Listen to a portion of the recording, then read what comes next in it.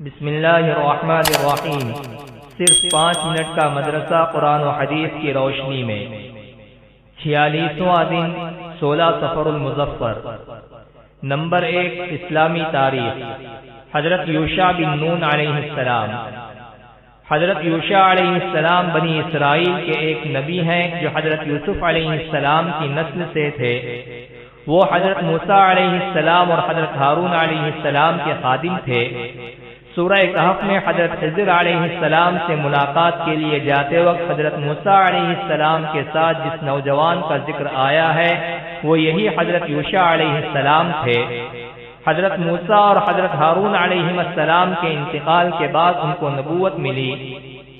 قوم بنی اسرائیل کو انہی کی قیادت میں 40 سال کے بعد اللہ تعالی نے میدان تیز سے نکال کر بیت المقدس تک پہنچایا۔ جب یہ قوم بیت المقدس میں داخل ہوئی تو اللہ تعالی نے حکم دیا کہ توبہ کرتے ہوئے داخل ہونا، تو کچھ لوگوں نے توبہ کو مذاق بنا دیا۔ اس بنا پر اللہ تعالی نے ایسے لوگوں کو حکم کی خلاف ورزی کرنے اور مذاق اڑانے کی وجہ سے تباہ و برباد کر دیا۔ نمبر 2 حضور صلی اللہ علیہ وسلم کا معجزہ، اناج میں برکت۔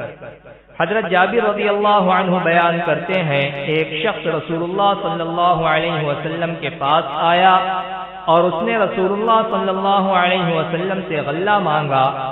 آپ صلی اللہ علیہ وسلم نے اسے آدھا وسق یعنی تقریباً 1 کوئنٹل جو مرحمت فرمائی، تو وہ شخص اور اس کی بیوی اور اس کے مہمان اس میں سے سالہ سال کھاتے رہے، یہاں تک کہ ایک دن اسے ناپ لیا تو وہ برکت ختم ہو گئی۔ اس کے بعد رسول اللہ صلی اللہ علیہ وسلم کی خدمت میں آئے تو رسول اللہ صلی اللہ علیہ وسلم نے فرمایا اگر تم نہ ناپتے تو ہمیشہ کھاتے رہتے اور وہ تم سب کے لیے کافی ہو جاتا۔ نمبر 3 ایک فرض کے بارے میں، اذان سن کر نماز کو نہ جانا۔ رسول اللہ صلی اللہ علیہ وسلم نے فرمایا جو شخص اللہ کے منادی یعنی مؤذن کی آواز سنے اور نماز کو نہ جائے تو اس کا یہ فعل سراسر ظلم، کفر اور نفاق ہے۔ نمبر 4 ایک سنت کے بارے میں، سوتے وقت یہ دعا پڑھے۔ رسول اللہ صلی اللہ علیہ وسلم جب سونے کا ارادہ فرماتے تو ہاتھ کو سر کے نیچے رکھتے اور 3 مرتبہ یہ دعا پڑھتے، اللہم قنی عذابک یوم تبعث عبادک۔ ترجمہ، اے اللہ مجھے اس دن کے عذاب سے بچا لیجئے جس دن آپ اپنے بندوں کو اٹھائیں گے۔ نمبر 5 ایک اہم عمل کی فضیلت، اچھا گمان رکھنا۔ رسول اللہ صلی اللہ علیہ وسلم نے فرمایا لوگوں کے بارے میں اچھا گمان رکھنا بہترین عبادتوں میں سے ہے۔ نمبر 6 ایک گناہ کے بارے میں، کسی پر تہمت لگانا گناہ عظیم ہے۔ قرآن میں اللہ تعالیٰ فرماتا ہے جو شخص کوئی چھوٹا یا بڑا گناہ کرے پھر اس کی تہمت کسی بے گناہ پر لگا دے تو اس نے بہت بڑا بہتان اور کھلے گناہ کا بوجھ اپنے اوپر لاد لیا۔ نمبر 7 دنیا کے بارے میں، دنیا آزمائش کے لیے ہے۔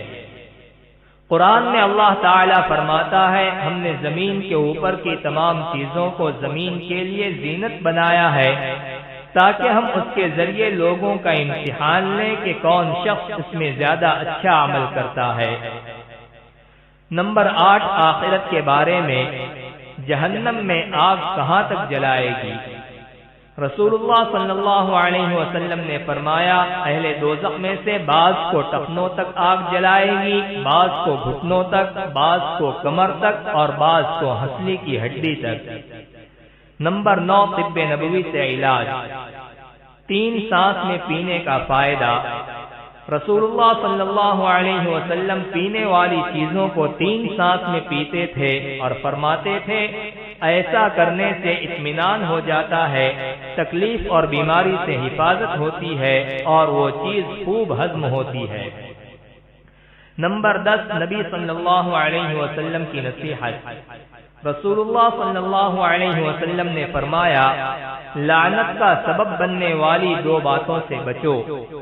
صحابہ کرام نے عرض کیا کہ وہ 2 باتیں کیا ہیں؟